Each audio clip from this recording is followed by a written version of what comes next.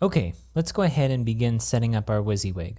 So the first step is to go to the configuration page, and we can get there by looking for this configuration link next to the module on this page. So I'm going to do another browser search for WYSIWYG, and then next to it, I'm going to go ahead and click the configure link. Let's go ahead and read these instructions. It says, a WYSIWYG profile is associated with an input format. A WYSIWYG profile defines which client-side editor is loaded with a particular input format, what buttons or themes are enabled for the editor, how the editor is displayed, and a few other editor-specific functions. And down here we have installation instructions, and it says there are no editor libraries currently installed. The following list contains a list of currently supported editors. So the idea behind the WYSIWYG module is that it doesn't work just by itself.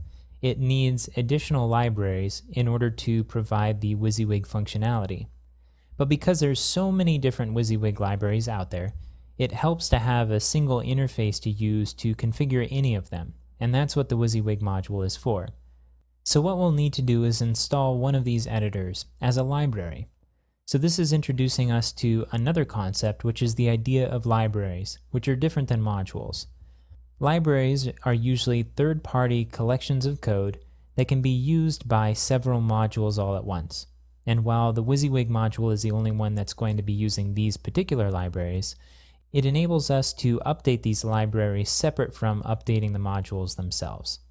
Now there's a lot of options here, but I'm going to choose the TinyMCE option. This is a WYSIWYG I've used often in the past.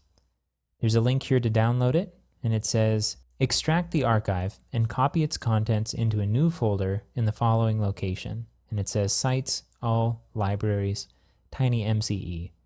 Now up to this point we really haven't worked a lot with the folder structure. The only time we did was when a bug in the Bartik theme prevented us from being able to upload a custom logo. And we had to inspect our files folder in order to find our logo. So we're going to begin in that same area in the sites directory, but it's going to be in the all directory, in the libraries directory, and then we're going to make sure that it's in TinyMCE. And the way we can tell that it's in the right location is that the actual library can be found in this location.